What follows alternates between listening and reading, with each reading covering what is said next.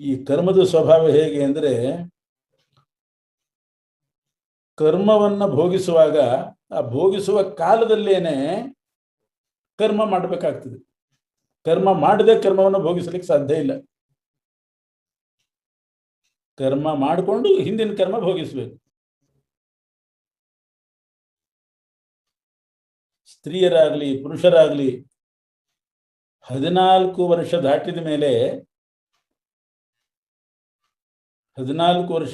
ಮೇಲೆ 1 ದಿವಸಕ್ಕೆ ಸುಮ್ಮನೆ ಬದುಕಿದ್ರು ಸಾಕು, ಏನೋ ಕರ್ಮ ಮಾಡದೆ ಹಿಂದಿನ ಕರ್ಮವನ್ನು ಅನುಭವಿಸ್ತಾ ಬದುಕಿದ್ರು ಸಾಕು, 10 ಜನ್ಮಕ್ಕೆ ಬೇಕಾಗುವಷ್ಟು ಕರ್ಮ ಸಂಗ್ರಹ ಆಗ್ತದೆ. ಆವಾಗ ಕರ್ಮ ಅನುಭವಿಸಿ ನಾಶ ಮಾಡಿ ಸಂಸಾರ ವೃಕ್ಷ ಬೆಳೆದೇ ಇರುವಂತೆ ಮಾಡ್ತೇವೆ ಅಂದ್ರೆ ಹೇಗೆ ಸಾಧ್ಯ? 1 ದಿನ ಭೋಗಿಸುವಾಗಲೇನೆ ಪ್ರಾಚೀನ ಕರ್ಮ, ಹಳೆ ಕರ್ಮ 1 ದಿನ ಭೋಗಿಸುವಾಗ 10 ಹೊಸ ಜನ್ಮಕ್ಕೆ ಬೇಕಾಗುವಷ್ಟು ಕರ್ಮ ಸಂಗ್ರಹ ಆಗ್ತದೆ. ಈ ಥರ ಇರುವಾಗ ಆ ಕರ್ಮವನ್ನು ಭೋಗಿಸುವಾಗ ಮತ್ತೆ 10 ಜನ್ಮಕ್ಕೆ ಬೇಕಾಗುವಷ್ಟು ಕರ್ಮ ಸಂಗ್ರಹ ಆಗ್ತದೆ. ಅದರಿಂದ ಅನುಭೋಗಿಸಿ, ಹೊಸ ಕರ್ಮ ಮಾಡದೇನೆ ಅನುಭೋಗಿಸಿ ನಾವು ಬೀಜವೇ ಇಲ್ಲದಂತೆ ಕರ್ಮವೇ ಇಲ್ಲದಂತೆ ಮಾಡ್ತೀವಿ, ಸಂಸಾರ ವೃಕ್ಷ ತಾನಾಗೆ ನಿಂತು ಹೋಗ್ತದೆ ಅಂತ ಅನ್ನೋದು ಸಾಧ್ಯವೇ ಇಲ್ಲ. ಅಲ್ಲ, ಕರ್ಮಭೂಮಿಯಲ್ಲಿದ್ದು ಭೋಗಿಸಿದರೆ ಭೋಗಿಸುವಾಗ ಕರ್ಮ ಉತ್ಪತ್ತಿ ಆಗ್ತದೆ, 10 ಜನ್ಮಕ್ಕೆ ಬೇಕಾಗುವಷ್ಟು ಕರ್ಮ ಉತ್ಪತ್ತಿ ಆಗ್ತದೆ. ಸ್ವರ್ಗ ಅಥವಾ ನರಕಕ್ಕೆ ಹೋಗಿ ಅನುಭವಿಸಿದರೆ ಅದು ಕರ್ಮಭೂಮಿ ಅಲ್ಲ, ಕೇವಲ ಭೋಗ ಆಗಿ ನಾಶ ಆಗ್ತದೆ ಅಷ್ಟೆ. ಭೋಗಿಸುವಾಗಲೇ ಹೊಸ ಕರ್ಮ ಉತ್ಪತ್ತಿ ಆಗ್ತದೆ ಅಂತ ಕೃಷ್ಣ ಹೇಳಿದೆಯಲ್ಲ, ಅದು ಕರ್ಮಭೂಮಿಯಲ್ಲಿ ಆಗ್ಬಹುದು. ಸ್ವರ್ಗ ಅಥವಾ ನರಕಕ್ಕೆ ಹೋಗಿ ಕೇವಲ ಅನುಭವಿಸಿಬಿಟ್ರೆ ಮತ್ತೆ ಕರ್ಮ ಇಲ್ವಲ್ಲ ಅಂತಂದ್ರೆ, ಅದಕ್ಕೆ ಕೃಷ್ಣ ಹೇಳ್ತಾನೆ, ಸ್ವರ್ಗ ಅಥವಾ ನರಕಕ್ಕೆ ಹೋಗಿ ಭೋಗಿಸಿದರೂ ಕೂಡ ಆ ಕರ್ಮ ಪೂರ್ತಿ ಖರ್ಚಾಗೋದಿಲ್ಲ, ಪೂರ್ತಿ ಖರ್ಚಾಗೋದೇ ಇಲ್ಲ. ಪ್ರಾಪ್ನೋತ್ತೇವ ಶೇಷೇಣ ಮಾನುಷ್ಯಂ, ಅದರ ಶೇಷ ಉಳಿತದೆ. ತುಪ್ಪ ಅಥವಾ ಎಣ್ಣೆ, ಜೇನುತುಪ್ಪ ಇದ್ದ ಹಾಗೆ, 1 ಪಾತ್ರೆಯಿಂದ ಮತ್ತೊಂದು ಪಾತ್ರೆಗೆ ಹಾಕ್ತೇನೆ ಅಂತ ಎಷ್ಟು ಹಾಕಿದರೂ ಕೂಡ ಈ ಪಾತ್ರೆಯಲ್ಲಿ ಅದರ ಜಿಡ್ಡು ಉಳಿತದೆ. ಪಾತ್ರೆಯಿಂದ ಇನ್ನೊಂದು ಪಾತ್ರೆಗೆ ತುಪ್ಪ ಹಾಕಿದ್ರೆ ಈ ಪಾತ್ರೆಯಲ್ಲಿ ಜಿಡ್ಡು ಉಳಿತದೋ ಇಲ್ವ? ಜೇನುತುಪ್ಪ ಹಾಕಿದ್ರೆ ಇದರಲ್ಲಿ ಸ್ವಲ್ಪ ಉಳಿತದೋ ಇಲ್ವ? ಹಾಗೆ ಕರ್ಮ ಅನ್ನೋದು ನರಕ ಅಥವಾ ಸ್ವರ್ಗಕ್ಕೆ ಹೋಗಿ ಅನುಭವಿಸಿದರೂ ಕೂಡ ಪೂರ್ತಿ ಅನುಭವಿಸ್ಲಿಕ್ಕೆ ಆಗೋದಿಲ್ಲ, ಶೇಷ ಉಳಿದಿರ್ತದೆ. ಅಷ್ಟೊತ್ತಿಗೆ ಪುನಃ ಮನುಷ್ಯ ಜನ್ಮ ಬಂದ್ಬಿಡ್ತದೆ. ಆ ಶೇಷದಿಂದ ಉಳಿದಿರ್ತದಲ್ಲ ಕರ್ಮ, ಆ ಕರ್ಮ ಶೇಷದಿಂದ ಮನುಷ್ಯ ಜನ್ಮಕ್ಕೆ ಬರ್ತಾನೆ, ಕರ್ಮಭೂಮಿಗೆ ಬರ್ತಾನೆ. ಮತ್ತೆ ಕರ್ಮ ಪ್ರಾರಂಭ ಆಯ್ತು, ಕರ್ಮ ಪ್ರವಾಹ ಶುರುವಾಯಿತು.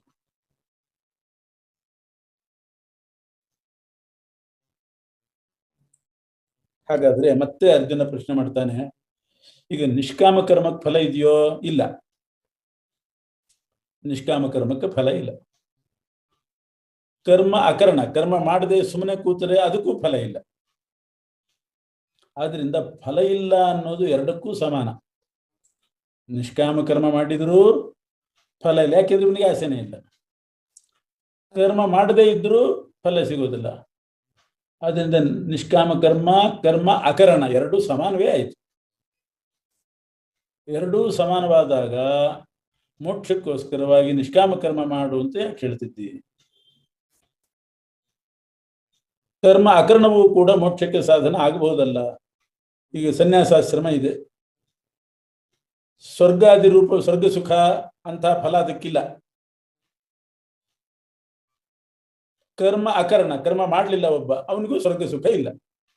ಆದ್ರಿಂದ ಸ್ವರ್ಗ ಸುಖ ಅನ್ನೋ ಫಲ ಎರಡಕ್ಕೂ ಇಲ್ಲ. ಹೀಗಿರುವಾಗ ಎರಡೂ ಸಮಾನವಾಯಿತು. ಆದ್ರಿಂದ ಸನ್ಯಾಸವು ಮೋಕ್ಷಕ್ಕೆ ಕಾರಣ ಆಗುವಂತೆ ಕರ್ಮ ಅಕರಣವೂ ಕೂಡ ಮೋಕ್ಷಕ್ಕೆ ಸಾಧನ ಆಗಲಿ. ಸ್ವರ್ಗಾದಿ ರೂಪ ಫಲ ನಿಷ್ಕಾಮ ಕರ್ಮಕ್ಕೂ ಇಲ್ಲ, ಕರ್ಮ ಅಕರಣಕ್ಕೂ ಇಲ್ಲ. ಸ್ವರ್ಗಾದಿ ರೂಪ ಫಲ ಇಲ್ಲದಿದ್ರೂ ನಿಷ್ಕಾಮ ಕರ್ಮದಿಂದ ಮೋಕ್ಷ ಬರ್ತದೆ ಅಂತ ಆದರೆ ಕರ್ಮ ಅಕರಣದಿಂದಲೂ ಮೋಕ್ಷ ಬರಲಿ.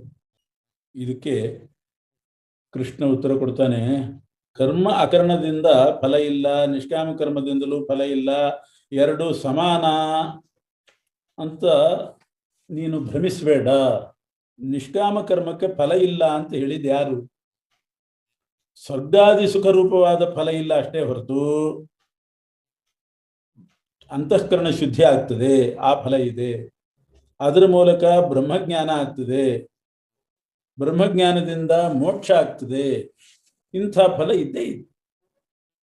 ನಿಷ್ಕಾಮ ಕರ್ಮಕ್ಕೆ ಫಲ ಇಲ್ಲ ಅಂತ ಅನ್ನೋದು ಸರಿಯಲ್ಲ. ಅಂತಃಕರಣ ಶುದ್ಧಿ, ಅದರಿಂದ ಭೋಗ ಸಾಮಗ್ರಿಯಲ್ಲಿ ವೈರಾಗ್ಯ, ಶ್ರವಣ ಮನನ ಧ್ಯಾನ, ಬ್ರಹ್ಮಜ್ಞಾನ, ಆಮೇಲೆ ಪರಮಾತ್ಮನ ಪ್ರಸಾದ, ಪ್ರಸಾದದ ಮೂಲಕ ಮೋಕ್ಷ, ಇವೆಲ್ಲ ಬರ್ತದೆ. ಕರ್ಮ ಅಕರ್ಣದಿಂದ ಯಾವುದು ಆಗುವುದಿಲ್ಲ, ಯಾವ ಫಲವೂ ಸಿಗೋದಿಲ್ಲ. ಈಗ ಒಬ್ಬ ಭೃತ್ಯ ಇದ್ದಾನೆ, ನಿಷ್ಕಾಮವಾಗಿ ರಾಜನನ್ನು ಸೇವೆ ಮಾಡಿದ. ರಾಜನ ಅವನಿಗೆ ಸಂಬಳ ಅನ್ನೋದಿಲ್ದಿದ್ರೂ ಕೂಡ ಆ ರಾಜ ಅವನ ಮೇಲೆ ಪ್ರೀತಿ ಮಾಡ್ತಾನೆ. ತನ್ನ ಅರಮನೆಯನ್ನೇ ಕೊಡಬಹುದು, ಇಲ್ಲೇ ವಾಸ ಮಾಡು ಅಂತ ಹೇಳ್ತಾನೆ, ಬೇಕಾದಷ್ಟು ಅನುಗ್ರಹ ಮಾಡ್ತಾನೆ. ಆದರೆ ಸೇವೆನೇ ಮಾಡದೇ ಇರುವಂಥ ಮನೆಯಲ್ಲೇ ಕೂತ್ಕೊಂಡವನು, ಅವನು ಸೇವೆ ಮಾಡಲಿಲ್ಲ. ಅವನಿಗೇನಾದರೂ ಫಲ ಆ ರಾಜನ ಅನುಗ್ರಹ ಆಗ್ತದ? ಆಗೋದು. ನಿಷ್ಕಾಮ ಸೇವೆ ಮಾಡುವ ಭೃತ್ಯನಿಗೆ ರಾಜನ ಅನುಗ್ರಹ ಆಗ್ತದೆ. ಸೇವೆನೇ ಮಾಡದೆ ಮನೇಲಿ ಕೂತವನಿಗೆ ಏನೂ ಇಲ್ಲ. ಆದ್ರಿಂದ ನಿಷ್ಕಾಮ ಕರ್ಮ ಮತ್ತು ಕರ್ಮ ಆಕರಣ ಸಮಾನ ಅಂತ ಹೇಳಬಾರ್ದು. ನಿಷ್ಕಾಮ ಕರ್ಮಕ್ಕೆ ಭಗವಂತನ ಪ್ರೀತಿ, ಅವನ ಪ್ರಸಾದ, ಮೋಕ್ಷ ಇವೆಲ್ಲ ಇದ್ದೇ ಇದೆ. ಬಹಳ ವ್ಯತ್ಯಾಸ ಇದೆ ನಿಷ್ಕಾಮ ಕರ್ಮಕ್ಕೂ ಕರ್ಮ ಆಕರಣಕ್ಕೂ. ಅದರಿಂದ ಕರ್ಮ ಆಕರಣ ಅಂದ್ರೆ ಮಾಡೋದೆಲ್ಲ ಸುಮ್ಮನೆ ಕೊಡ್ತೀನಿ ಅಂತ ಹೇಳ್ಬೇಡ, ಮಾಡು, ನಿಷ್ಕಾಮನಿಂದ ಮಾಡು, ಬಯಸಿದ್ದಕ್ಕಿಂತ ಹೆಚ್ಚಿನ ಫಲವೇ ಸಿಗ್ತದೆ. ಅಲ್ಲ, ಇನ್ನೊಂದು ಪ್ರಶ್ನೆ ಮಾಡ್ತಾನೆ ಅರ್ಜುನ. ಸಂಸಾರ ಬಂಧನಕ್ಕೆ ಜೀವ ಒಳಗಾಗ್ತಾನೆ, ಈ ಕ್ಲೇಶಮಯವಾದ ಕಷ್ಟಮಯವಾದ ಸಂಸಾರ ಬಂಧನಕ್ಕೆ ಒಳಗಾಗ್ತಾನೆ. ಯಾಕೆ? ಕರ್ಮಣ ಬದ್ಧತೆ ಜಂತು, ಕರ್ಮದಿಂದ ಬಂಧನ. ಈ ಪ್ರಮಾಣದ ಪ್ರಕಾರ ಕರ್ಮವು ಬಂಧನಕ್ಕೆ ಕಾರಣ ಹೊರತು ಭಗವದ್ ಅನುಗ್ರಹದ ಮೂಲಕ ಮೋಕ್ಷಕ್ಕೆ ಕಾರಣ ಆಗ್ತದೆ ಅಂತ ನೀನು ಹೇಳ್ತಾ ಇದ್ದಿ. ಪ್ರಮಾಣ ಶಾಸ್ತ್ರವೇ ಹೇಳ್ತಾ ಇದೆ ಕರ್ಮ ಅನ್ನೋದು ಬಂಧಕ. ಮಾಡಿದ್ದುಣ್ಣೋ ಮಹಾರಾಯ ಅಂತಾರಲ್ಲ, ಹಾಗಿದು ಬಂಧಕ, ಕರ್ಮ ಬಂಧಕ ಅಂತ ಪ್ರಶ್ನೆ ಬಂದ್ರೆ ಅದಕ್ಕೆ ಕೃಷ್ಣ ಹೇಳ್ತಾನೆ, ಆ ವಾಕ್ಯಕ್ಕೂ ಕೂಡ ಅರ್ಥನೇ ಬೇರೆ. ಕರ್ಮಣ ಬದ್ಧತೆ ಜಂತು ಅಂತಂದ್ರೆ ಯಾವ ಕರ್ಮ ಯಜ್ಞರೂಪವಾಗಿ ನಡೆಯೋದಿಲ್ವೋ ಆ ಕರ್ಮ ಬಂಧಕ ಅಷ್ಟೆ. ಆ ಕರ್ಮ ಬಂಧಕ. ಯಜ್ಞರೂಪವಾಗಿ ನಮ್ಮ ಕರ್ಮಗಳೆಲ್ಲ ಯುದ್ಧವೇ, ಯಜ್ಞರೂಪವಾಗಿ ನಡೀತು ಅಂದ್ರೆ ಅದು ಬಂಧಕ ಅಲ್ಲ.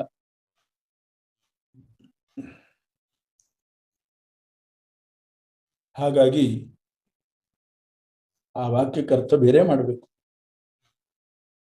ಕರ್ಮ ಬಂಧಕ, ಯಜ್ಞರೂಪವಾಗದೇನೆ ಸ್ವಾರ್ಥದಿಂದ ನಿಷಿದ್ಧ ಕರ್ಮ ಇಂಥದ್ದು ಮಾಡಿದ್ರೆ ಅದು ಬಂಧಕ ಆಗ್ತದೆ.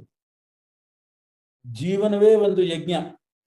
ಈ ಉಪನಿಷತ್ತು ಹೇಳುವಂತೆ ಇಡೀ ಜೀವನವನ್ನೇ ಯಜ್ಞರೂಪವನ್ನಾಗಿ ಮಾಡಿದಾಗ ಆ ಜೀವನದಲ್ಲಿ ಅವನ 100 ವರ್ಷ ಜೀವನದಲ್ಲಿ ನಡೆಯುವ ಕರ್ಮಗಳೆಲ್ಲ ಯಜ್ಞವೇ. ಅದು ಹೇಗೆ ಬಂಧಕ ಆಗ್ತದೆ? ಯಜ್ಞ ಬಂಧಕ ಅಲ್ಲ. ಮತ್ತು ನಹಿ ಕಶ್ಚಿತ್ ಕ್ಷಣಮಪಿ ಜಾತು ತಿಷ್ಠತ್ಯ ಕರ್ಮ ಕೃತ. ಕರ್ಮ ಬಿಟ್ಟು ಕೂಡ್ತೇನೆ ಅಂತಂದ್ರೆ ಅದು ಪ್ರಾಕ್ಟಿಕಲ್ಲೇ ಅಲ್ಲ. ಯಾವ ಮನುಷ್ಯನಿಗೂ ಏನೋ ಕರ್ಮ ಮಾಡದೆ ಒಂದು ಕ್ಷಣ ಇರ್ಲಿಕ್ಕೆ ಸಾಧ್ಯ ಇಲ್ಲ. ಒಂದು ಕ್ಷಣ ಇರ್ಲಿಕ್ಕೆ ಸಾಧ್ಯ ಇಲ್ಲ. ಏನಾದ್ರೂ ಒಂದು ಕರ್ಮ ಮಾಡ್ತಾನೆ ಇರ್ತಾನೆ. ಏನೂ ಇಲ್ಲ ಅಂತಾದ್ರೆ ಶ್ವಾಸೋಚ್ಛ್ವಾಸ ಅನ್ನೋ ಕರ್ಮ ಅಂತೂ ನಡೀತದೆ.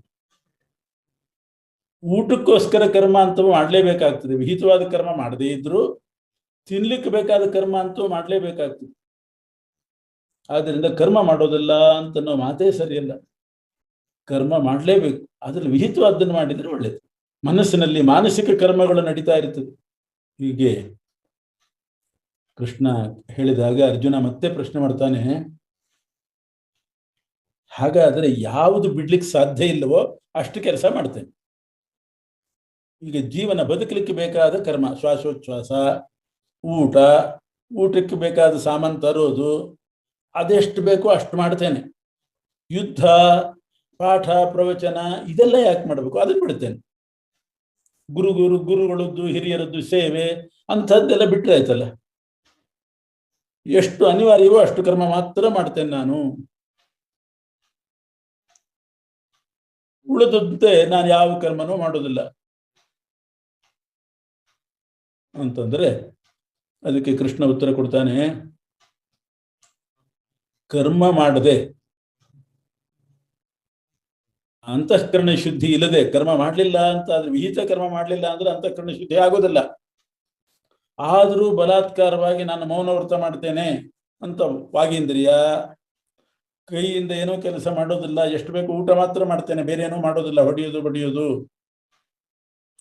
ಹೀಗೆ ಎಲ್ಲಾ ಕರ್ಮೇಂದ್ರಿಯ ಜ್ಞಾನೇಂದ್ರಿಯ, ಕಣ್ಣು ಮುಚ್ಚಿಕೊಂಡೇ ಇರ್ತೇನೆ, ಕಣ್ಣಿಂದ ಏನೂ ನೋಡೋದಿಲ್ಲ, ಕಿವಿ ಮುಚ್ಚಿಕೊಂಡಿರ್ತೇನೆ, ಯಾವ ವಾರ್ತೆನೂ ಕೇಳೋದಿಲ್ಲ, ಈ ರೀತಿ ಎಷ್ಟು ಬೇಕೋ ಅಷ್ಟು ಮಾತ್ರ ಮಾಡಿಕೊಂಡು ಉಳಿದಂತೆ ಬೇರೆ ಇಂದ್ರಿಯಗಳಿಂದ ಯಾವ ಕೆಲಸನೂ ಮಾಡದೆ ಕೂತಿರ್ತೇನೆ ಅಂತಂದ್ರೆ ಅದು ಸಾಧ್ಯ ಇಲ್ಲ.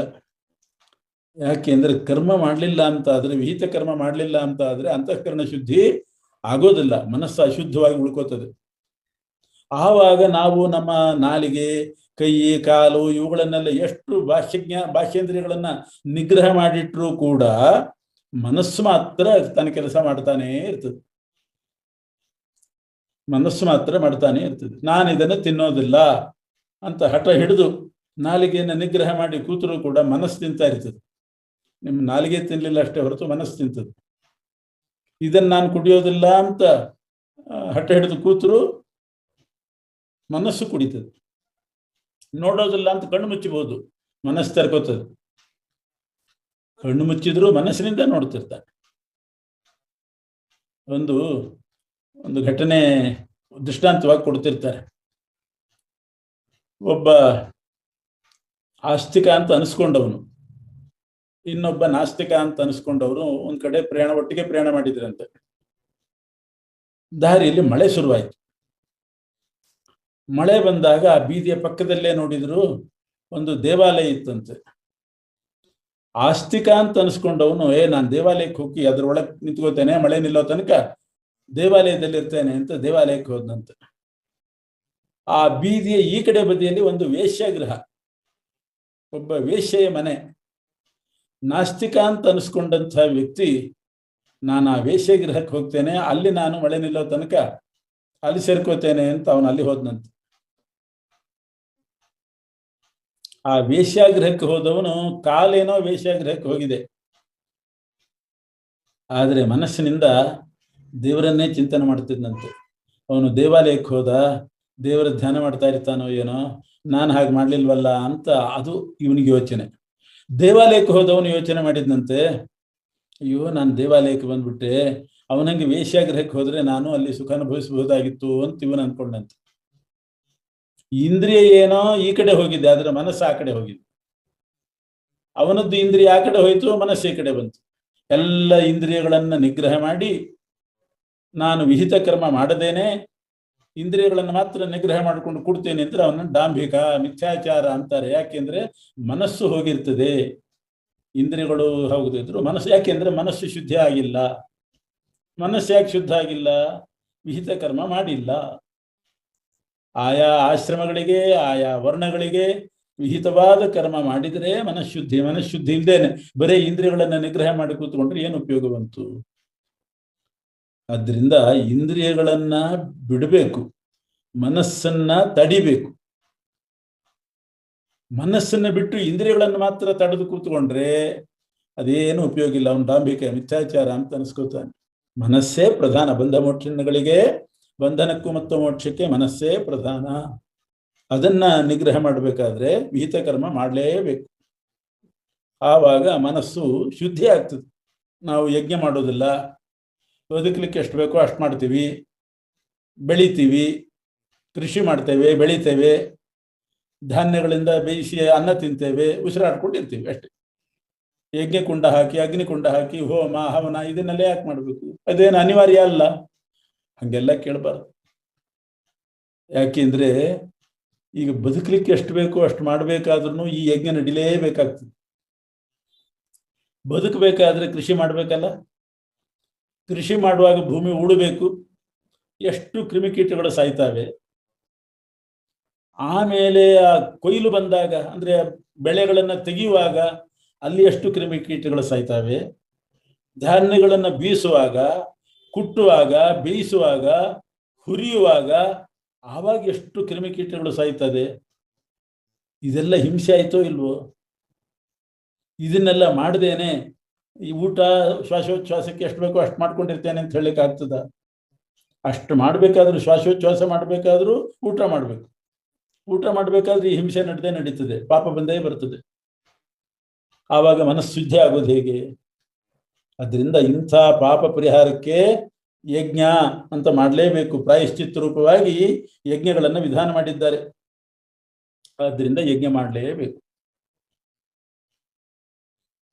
ಇಂಥ ಯಜ್ಞಗಳನ್ನ ಮಾಡದೇ ಇದ್ರೆ ಆವಾಗ ಪಾಪ ಬಂದ್ಬಿಡ್ತದೆ. ಆ ಯಜ್ಞ ನಡಿಬೇಕಾಗಿದ್ರೆ ಎಲ್ಲರೂ ಅವರವ್ರ ಪಾಲಿನ ಕರ್ತವ್ಯ ಅವರು ಮಾಡಿದ್ರೇನೆ ಯಜ್ಞಗಳು ನಡೆಯೋದು. ಮತ್ತು ಕೃಷ್ಣ ಹೇಳ್ತಾನೆ, ಭಗವಂತ ಪ್ರಪಂಚ ಸೃಷ್ಟಿ ಮಾಡುವಾಗ ಯಜ್ಞಗಳನ್ನು ಜೊತೆಗೆ ಸೃಷ್ಟಿ ಮಾಡಿದ್ದಾನೆ. ಬರೇ ಪ್ರಜೆಗಳನ್ನು ಸೃಷ್ಟಿ ಮಾಡಲಿಲ್ಲ, ಯಜ್ಞಗಳನ್ನು ಜೊತೆಗೆ ಮಾಡಿಬಿಟ್ಟ. ಅಂದರೆ ನೀವು ಯಜ್ಞ ಮಾಡಿಕೊಂಡೇ ಬದುಕ್ರಿ, ಇಲ್ಲದೆ ಇದ್ರೆ ಪಾಪಿಗಳಾಗ್ತೀರಿ.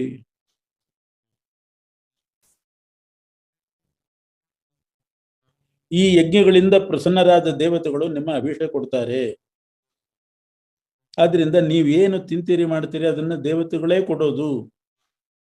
ಮಳೆ ಕೊಡೋದು ದೇವತೆಗಳು, ಬಿಸಿಲು ಕೊಡೋದು ದೇವತೆಗಳು, ಅಗ್ನಿ ಇವೆಲ್ಲ ಬೇಕೇ ಬೇಕು ಬದುಕಲಿಕ್ಕೆ. ಅವರಿಗೆ ಆಹುತಿ ಕೊಟ್ಟು ನೀವು ಸ್ವೀಕಾರ ಮಾಡ್ರಿ. ಕೇವಲ ನಾವು ದೇವತೆಗಳಿಂದ ಪಡಿತೇವೆ, ಅವ್ರಿಗೆ ಯಾವುದು ಕೊಡೋದಿಲ್ಲ ಅಂತಂದ್ರೆ ಇದು ಅಪಚಾರ ಆಗ್ತದೆ ದೇವತೆಗಳಿಗೆ. ಅವರೇ ಕೊಟ್ಟದ್ದನ್ನು ಸ್ವಲ್ಪ ಆದರೂ ಅವ್ರಿಗೆ ಕೊಡ್ಬೇಕಲ್ಲ. ಅದರಿಂದ ಪರಸ್ಪರ ಬೇಕದು. ಅವರು ನಮಗೆ ಕೊಡ್ತಾರೆ. ಮಳೆ ಬರೆಸೋದು ನಮ್ಮ ಕೈಯಲ್ಲಿಲ್ಲ, ನಿಲ್ಲಿಸೋದು ನಮ್ಮ ಕೈಯಲ್ಲಿಲ್ಲ. ಏನೋ ಕ್ರಿಮಿಕೀಟಗಳು ಬಂದು ಹಾಳಾಗಿ ಬೆಳೆ ಎಲ್ಲ ನಾಶ ಆಗಿಬಿಡ್ಬೋದು, ನಮ್ಮ ಕೈಯಲ್ಲಿಲ್ಲ. ಏನೋ ಇದ್ದಕ್ಕಿದ್ದ ಹಾಗೆ ರೋಗ ರುಜಿನಗಳು ಸೃಷ್ಟಿಯಾಗಿಬಿಡ್ಬೋದು, ಅದನ್ನ ತಡಿಲಿಕ್ಕೆ ಬರದೇ ಇರುವಂತೆ ತಡೆಯೋದು ನಮ್ಮ ಕೈಯಲ್ಲಿಲ್ಲ. ಎಲ್ಲ ದೇವತೆಗಳು ಮಾಡುವ ಉಪಕಾರ. ಆ ದೇವತೆಗಳಿಗೆ ನಾವು ಪ್ರತಿಯಾಗಿ ಕೃತಜ್ಞತೆ ಹೇಳಬೇಕಾದ್ರೆ ಯಜ್ಞಯಾಗಾದಿಗಳು ಮಾಡಲೇಬೇಕು. ಅದಕ್ಕಾಗಿ ಕರ್ಮ ಮಾಡಬೇಕು. ಅನಿವಾರ್ಯ ಕರ್ಮ ಮಾತ್ರ ಮಾಡ್ತೇವೆ, ಯಜ್ಞ ಅನಿವಾರ್ಯ ಏನಲ್ಲ, ಅದನ್ನು ಬಿಡ್ಬೋದು ಅಂತ ಯೋಚನೆ ಮಾಡೋ ಹಾಗಿಲ್ಲ. ರಾಜ ಪ್ರಜೆಗಳಿಗೆ ಭೂಮಿ ಕೊಡ್ತಾನೆ, ನೀರು ಕೊಡ್ತಾನೆ.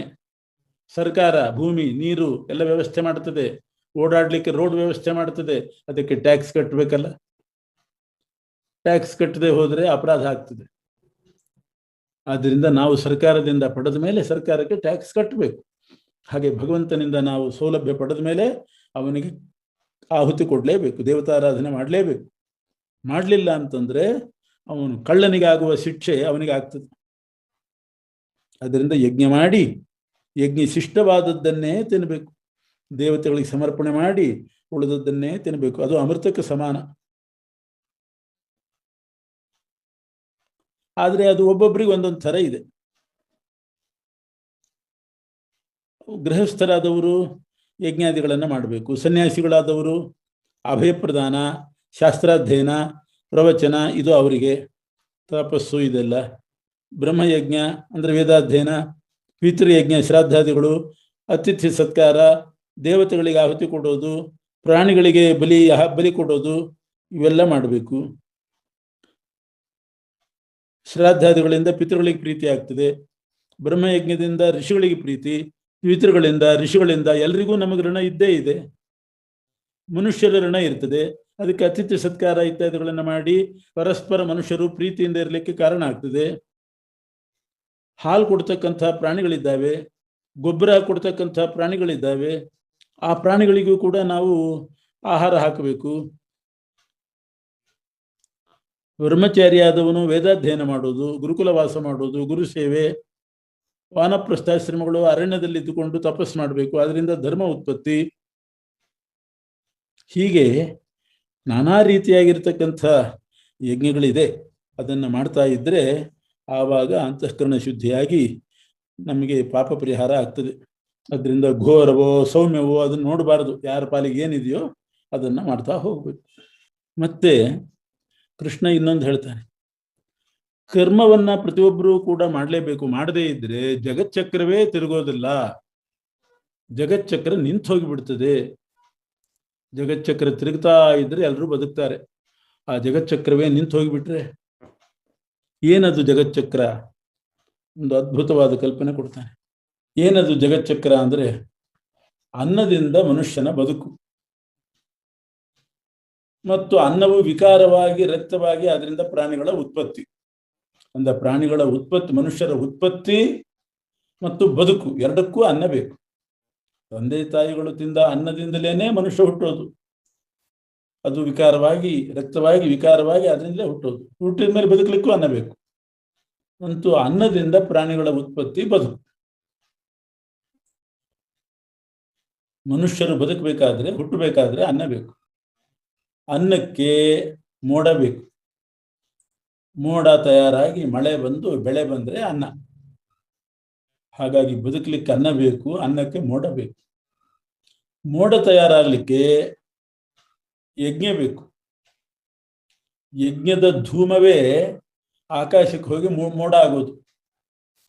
ಮಂತ್ರ ಹೇಳಿ ಆಹುತಿ ಕೊಟ್ಟಾಗ ಆ ಧೂಮ ಮೋಡ ಆಗ್ತದೆ. ಅದರಿಂದ ಬೆಳೆ. ಅಂತೂ ಬದುಕಲಿಕ್ಕೆ ಅನ್ನ ಬೇಕು, ಅನ್ನಕ್ಕೆ ಮೋಡ ಬೇಕು, ಮೋಡಕ್ಕೆ ಯಜ್ಞ ಬೇಕು.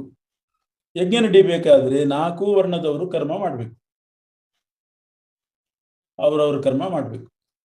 ಬ್ರಾಹ್ಮಣರು ಮಂತ್ರ ಹೇಳಬೇಕು, ಕ್ಷತ್ರಿಯರು ದುಷ್ಟರು ಬರದೇ ಇದ್ದ ಹಾಗೆ ನೋಡ್ಕೋಬೇಕು, ವೈಶ್ಯರು ಗೋರಕ್ಷಾ ಇತ್ಯಾದಿಗಳನ್ನು ಮಾಡಿ ತುಪ್ಪ ಒದಗಿಸ್ಬೇಕು, ಶೂದ್ರ ವರ್ಣದವರು ಇಟ್ಟಿಗೆ ಕಟ್ಟಿಗೆ ಇವೆಲ್ಲ ಒದಗಿಸ್ಬೇಕು. ಅಂತೂ ಪ್ರತಿಯೊಬ್ಬರು ತಮ್ಮ ತಮ್ಮ ಕರ್ಮ ಮಾಡಿದರೆ ಯಜ್ಞ ನಡೀತದೆ. ಯಜ್ಞದಿಂದ ಮೋಡ, ಮೋಡದಿಂದ ಅನ್ನ, ಅನ್ನದಿಂದ ಬದುಕು. ಕರ್ಮ ಮಾಡಬೇಕಾದ್ರೆ ಕರ್ಮ ಬ್ರಹ್ಮೋದ್ಭವಂ ವಿಧಿ. ಪರಮಾತ್ಮನ ಅಭಿವ್ಯಕ್ತಿ ಆದರೆ ಕರ್ಮ ನಡೀತದೆ. ಪರಮಾತ್ಮನ ಅಭಿವ್ಯಕ್ತಿ ಆಗಬೇಕಾದ್ರೆ ಬ್ರಹ್ಮ ಅಕ್ಷರ ಸಮುದ್ಭವಂ. ಪರಮಾತ್ಮನ ಮಂತ್ರಗಳು, ವೇದ ಮಂತ್ರಗಳು, ಸ್ತೋತ್ರ ಇದು ಎಲ್ಲಿರ್ತದೋ ಅಲ್ಲಿ ಆ ವೇದದಿಂದ ಭಗವಂತನ ಅಭಿವ್ಯಕ್ತಿ. ಅಭಿವ್ಯಕ್ತನಾದ ಪರಮಾತ್ಮ ಕರ್ಮ ಮಾಡಿಸ್ತಾನೆ. ಕರ್ಮದಿಂದ ಯಜ್ಞ, ಇದು ಮೋಡ, ಯಜ್ಞ ನಡೀತದೆ. ಯಜ್ಞದಿಂದ ಮೋಡ, ಮೋಡದಿಂದ ಅನ್ನ, ಅನ್ನದಿಂದ ಬದುಕು. ಆ ಮಂತ್ರದಿಂದ ಪರಮಾತ್ಮನ ಅಭಿವ್ಯಕ್ತಿ. ಮಂತ್ರ ಹೇಳಲಿಕ್ಕೆ ಯಾರು ಬೇಕು? ಮನುಷ್ಯರು ಬೇಕು. ಅವರು ಬದುಕಬೇಕು. ಮನುಷ್ಯರು ಅನ್ನ ತಿಂದರೆ ಬದುಕಿದ್ರೆ ಮಂತ್ರ ಹೇಳಲಿಕ್ಕೆ ಆಗ್ತದೆ. ಹಾಗಾಗಿ ಬದುಕಿದ ಮನುಷ್ಯರೇ ಮಂತ್ರ ಹೇಳುವವರು. ಮಂತ್ರದಿಂದ ಪರಮಾತ್ಮನ ಅಭಿವ್ಯಕ್ತಿ, ಅಭಿವ್ಯಕ್ತನಾದ ಪರಮಾತ್ಮನಿಂದ ಕರ್ಮ ನಡೆಯೋದು. ಕರ್ಮದಿಂದ ಯಜ್ಞ, ಯಜ್ಞದಿಂದ ಮೋಡ, ಮೋಡದಿಂದ ಅನ್ನ, ಅನ್ನದಿಂದ ಬದುಕು. ಆ ಬದುಕಿದಾಗ ಮತ್ತೆ ಮಂತ್ರ. ಬದುಕದಿದ್ದರೆ ಮಂತ್ರ ಇಲ್ಲ. ಮಂತ್ರದಿಂದ ಪರಮಾತ್ಮನ ಅಭಿವ್ಯಕ್ತಿ, ಅಭಿವ್ಯಕ್ತನಾದ ಪರಮಾತ್ಮನಿಂದಲೇ ಕರ್ಮ, ಆ ಕರ್ಮದಿಂದ ಯಜ್ಞ. ಹೀಗೆ ಜಗಚ್ಚಕ್ರ ಇದು. ಇದರಲ್ಲಿ ಕರ್ಮದ ಪಾತ್ರ ಇದೆಯೋ ಇಲ್ವೋ? ಯಜ್ಞದ್ದು ಪಾತ್ರ ಇದೆ, ಕರ್ಮದ ಪಾತ್ರ ಇದೆ, ಅನ್ನದ್ದು ಇದೆ, ಎಲ್ಲದರದ್ದು ಇದೆ. ಕರ್ಮಕ್ಕೂ ಒಂದು ಸ್ಥಾನ ಇದೆ ಈ ಚಕ್ರದಲ್ಲಿ. ಕರ್ಮ ಬಿಟ್ಟರೆ ಚಕ್ರ ಇಲ್ಲ. ಚಕ್ರದಲ್ಲಿ ಕರ್ಮ ಸೇರಿದೆ. ಈ ರೀತಿಯಾದಂಥ ಚಕ್ರ ತಿರುಗಬೇಕಾದ್ರೆ ಪ್ರತಿಯೊಬ್ಬರು ಕರ್ಮ ಮಾಡಲೇಬೇಕು. ಕರ್ಮ ಅಕರಣದಿಂದ ಜಗಚ್ಚಕ್ರ ತಿರುಗೋದಿಲ್ಲ. ಹೀಗೆ ಅರ್ಜುನನ ಪ್ರಶ್ನೆಗಳಿಗೆಲ್ಲ ಶ್ರೀಕೃಷ್ಣ ಸಮಾಧಾನ ಹೇಳ್ತಾ ಇದ್ದಾನೆ.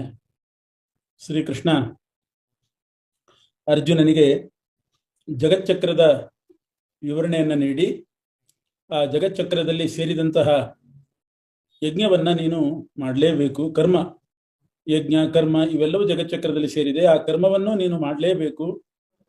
ಇಲ್ಲದೆ ಇದ್ರೆ ಜಗಚ್ಚಕ್ರ ನಿಂತು ಹೋಗ್ತದೆ ಅಂತ ಉಪದೇಶ ಮಾಡಿದ.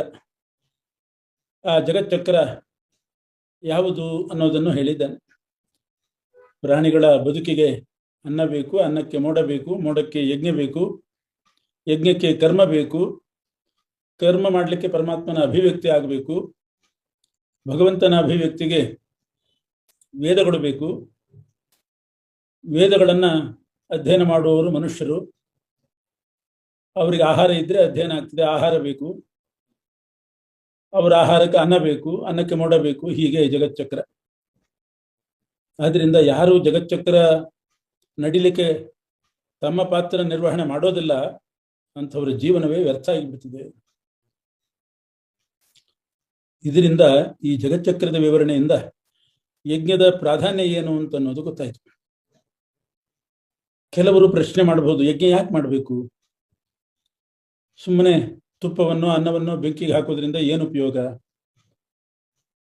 ವ್ಯರ್ಥವಾಗಿ ಅಗ್ನಿಯಲ್ಲಿ ತುಪ್ಪ ಹಾಕಿ ಹಾಳು ಮಾಡೋದಕ್ಕಿಂತ ಬೇರೇನಾದರೂ ಸಾಮಾಜಿಕ ಸೇವೆಯನ್ನು ಮಾಡಬಹುದು, ಅದನ್ನು ಬೇರೆಯವರಿಗೆ ಕೊಡಬಹುದು ಅದೇ ದ್ರವ್ಯವನ್ನು. ಆದ್ದರಿಂದ ಇದೆಲ್ಲ ಯಾಕೆ ಬೇಕು ಅಂತ ಪ್ರಶ್ನೆ ಮಾಡ್ತಾರೆ. ಆದರೆ ಜಗತ್ತಿನ ಸ್ಥಿತಿಗೆ ಯಜ್ಞ ಬೇಕೇ ಬೇಕು ಅನ್ನೋದು ಈ ಜಗಚ್ಚಕ್ರದಿಂದ ಗೊತ್ತಾಯಿತು. ಆದ್ದರಿಂದ ಯಜ್ಞ ನಿಂತು ಹೋದರೆ ಜಗಚ್ಚಕ್ರವೂ ನಿಂತು ಹೋಗ್ತದೆ. ಇನ್ನು ಕೆಲವರು ಕೇಳ್ತಾರೆ, ಯಜ್ಞ ಮಾಡಿದರೆ ಮಳೆ ಬರ್ತದ? ಹಾಗಾದ್ರೆ ಯಜ್ಞಾತ್ ಭವತಿ ಪರ್ಜನ್ಯ, ಯಜ್ಞ ಮಾಡಿದರೆ ಮಳೆ ಬರ್ತದ? ಎಷ್ಟೋ ಕಡೆ ಯಜ್ಞ ಮಾಡಿದರೂ ಮಳೆ ಬಂದಿಲ್ಲ, ಯಜ್ಞ ಮಾಡದಿದ್ರೂ ಮಳೆ ಬರ್ತದೆ. ಆದ್ದರಿಂದ ಮಳೆಗೂ ಯಜ್ಞಕ್ಕೂ ಏನು ಸಂಬಂಧ ಅಂತ ಪ್ರಶ್ನೆ ಮಾಡುವವರು ಇದ್ದಾರೆ. ಆದರೆ ಈಗ ವೈದ್ಯಶಾಸ್ತ್ರದಲ್ಲಿ ಇಂಥ ಆಹಾರವನ್ನು ಸೇವಿಸಿದರೆ ಆರೋಗ್ಯ, ಇಂಥ ಪದಾರ್ಥಗಳನ್ನು ತಿಂದರೆ ಅನಾರೋಗ್ಯ ಅಂತ ಉಂಟು. ಕೆಲವು ಸಲ ಆ ಆಹಾರವನ್ನ ತಗೊಂಡ್ರೂ ಕೂಡ ಅನಾರೋಗ್ಯ ಆಗೋದುಂಟು. ವೈದ್ಯರು ಹೇಳಿದ ಆಹಾರವನ್ನು ತಗೊಂಡ್ರೂ ಅನಾರೋಗ್ಯ ಆಗೋದುಂಟು. ಅವರು ನಿಷೇಧ ಮಾಡಿದ ಆಹಾರವನ್ನು ತಗೊಂಡ್ರು ಆರೋಗ್ಯಶಾಲಿಗಳಾಗಿದ್ದಾರೆ. ಆದ್ರಿಂದ ಅದಕ್ಕೆ ಸಂಬಂಧ ಇಲ್ಲ ಅಂತ ಹೇಳ್ತಾರೆ ಯಾರಾದರೂ. ಸಂಬಂಧ ಇದ್ದೇ ಇದೆ. ವೈದ್ಯರು ಹೇಳಿದ ಆಹಾರ ಸ್ವೀಕಾರ ಮಾಡಿದರೆ ಹೆಚ್ಚಿನ ಆರೋಗ್ಯ, ಹೆಚ್ಚಿನ ಬಲ, ಆಯುಷ್ಯ ಇದೆಲ್ಲ ಅಭಿವೃದ್ಧಿ ಆಗೇ ಆಗ್ತದೆ. ಮನಸ್ಸಿನ ಏಕಾಗ್ರತೆ ಬರ್ತದೆ. ಇದೆಲ್ಲ ಗೊತ್ತಾಗದೇ ಇರುವಂತಹ ಪರಿಣಾಮಗಳು ಬೇಕಾದಷ್ಟು ಆಗ್ತದೆ. ಆದರೆ ಕೆಲವು ಸಲ ವೈದ್ಯರು ಹೇಳಿದಂತೆ ಆಹಾರ ತಗೊಂಡ್ರೂ ಕೂಡ ಏನೋ ಆಗದೇ ಇರೋದು ಉಂಟು. ದುರ್ಬಲರಾಗಿರ್ತಾರೆ. ವೈದ್ಯರು ಹೇಳಿದ ಆಹಾರ ತಗೊಂಡ್ರೂ ದುರ್ಬಲರಾಗ್ತಾರೆ. ಅದು ಅವರವರ ಮಾತಾಪಿತೃಗಳ ದೋಷದಿಂದ ಸ್ವಾಭಾವಿಕ ದೋಷ ಇರ್ತದೆ. ಅದಕ್ಕೆ ಏನು ಮಾಡ್ಲಿಕ್ಕೆ ಆಗುದಿಲ್ಲ. ತಂದೆ ತಾಯಿಗಳು ಅವರ ದೋಷದಿಂದ ದೋಷ ಬಂದಿರ್ತದೆ. ವೈದ್ಯರ ಹೇಳಿದ ಪಥ್ಯ ಆಹಾರ ಸ್ವೀಕಾರ ಮಾಡದಿದ್ರೂ ಅವರು ಬಲಿಷ್ಠರಾಗಿ ಇರ್ತಾರೆ. ಅವರ ಜನ್ಮಾಂತರದ ಸ್ವಾಭಾವಿಕವಾದಂತಹ ಒಂದು ಬಲ ದೇಹದಲ್ಲಿ ಇರ್ತದೆ. ಇಲ್ಲದೇ ಇದ್ದವರಿಗೆ ವೈದ್ಯರು ಹೇಳಿದ ಆಹಾರ ಬೇಕಾಗ್ತದೆ.